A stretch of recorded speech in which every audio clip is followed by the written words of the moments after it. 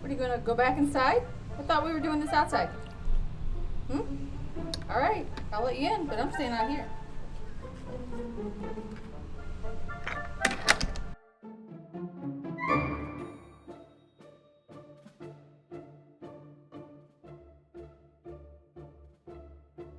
Hello!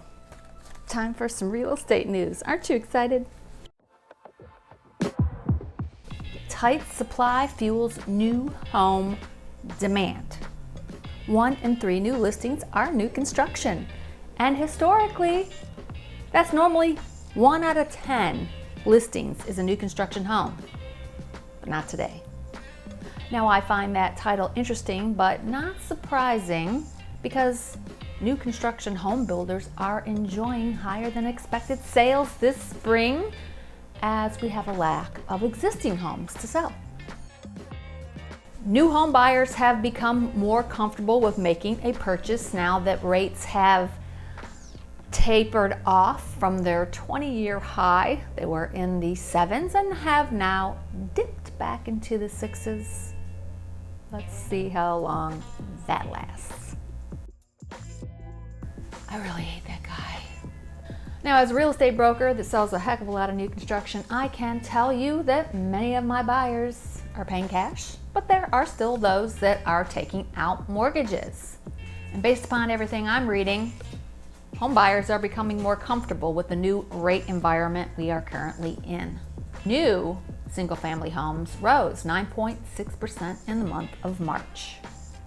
Now, our Florida inventory has been pretty light, but it has been slowly increasing. Still not quite a buyer's market, but we are getting there. Truman, what do you have now?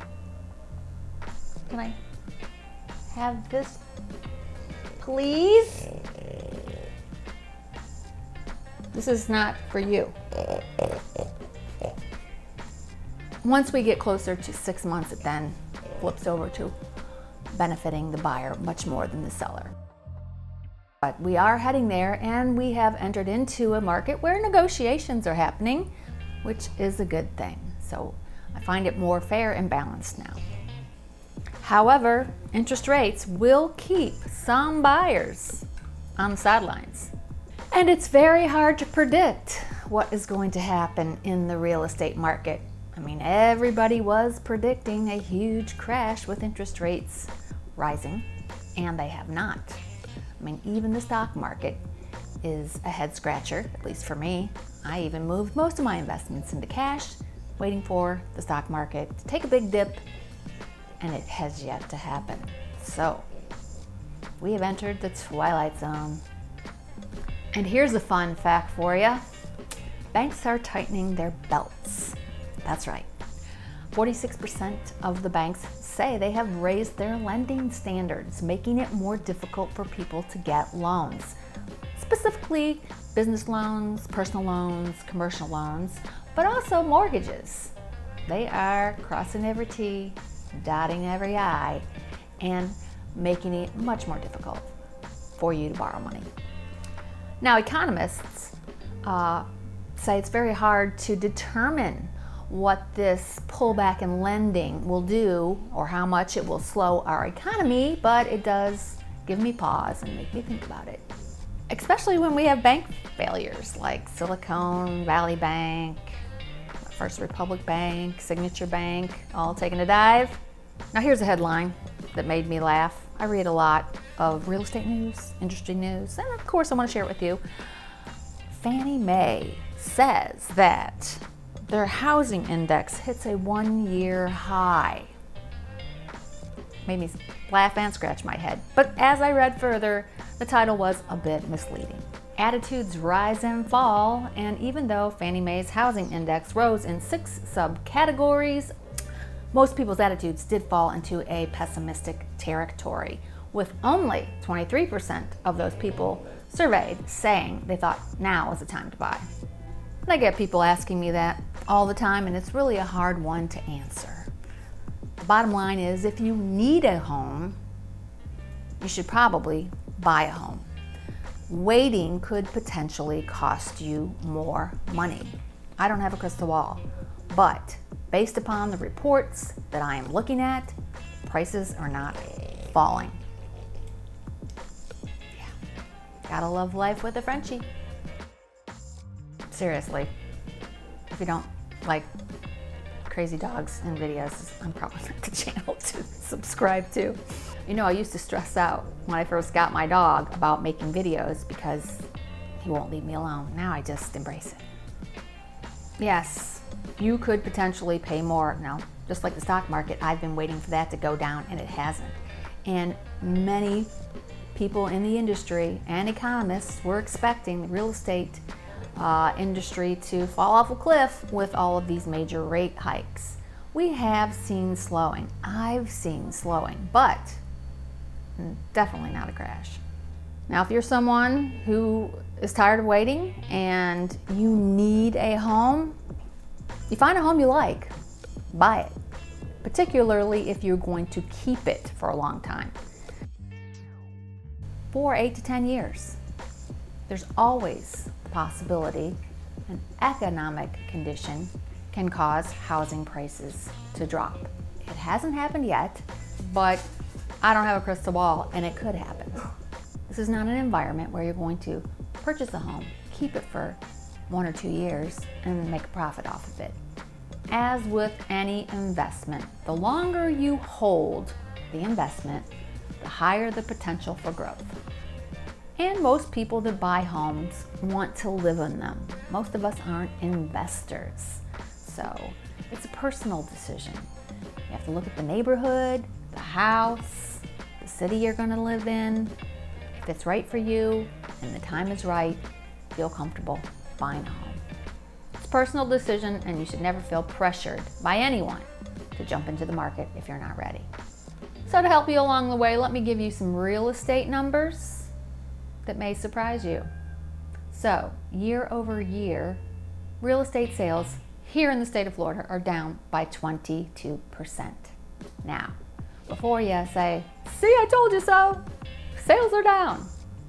They're down 22%, but they were up 19.4% previously. As a matter of fact, the first quarter of 2021, we were up nearly 20%. We didn't start to slide with sales until the third quarter of 2021.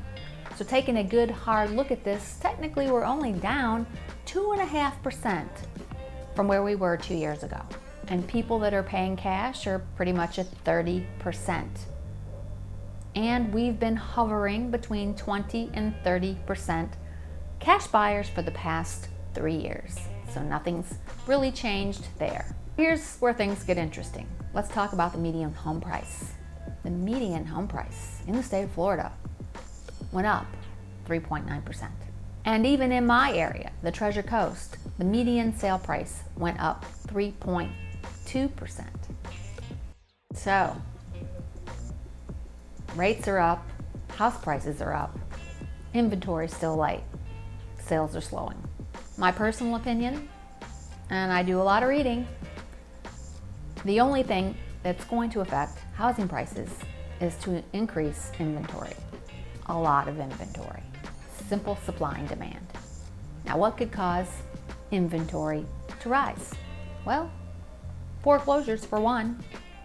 If the unemployment rate rises to an extremely high rate and people don't have income, you could see more homes entering the market. This can take a long, long time.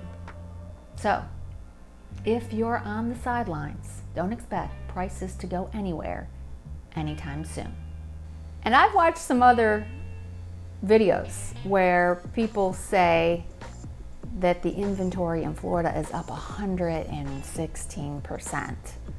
Well, that's a very skewed number. When you have 1 month of inventory and you go to almost 3 months of inventory, obviously the increase looks large. We've had less than 3 months of inventory for well over 2 years now. So in a nutshell, real estate sales are slightly down. from our extreme highs. And why wouldn't they be? Prices are up, and new construction companies are experiencing higher than expected sales. And that's because they're offering a lot of incentives.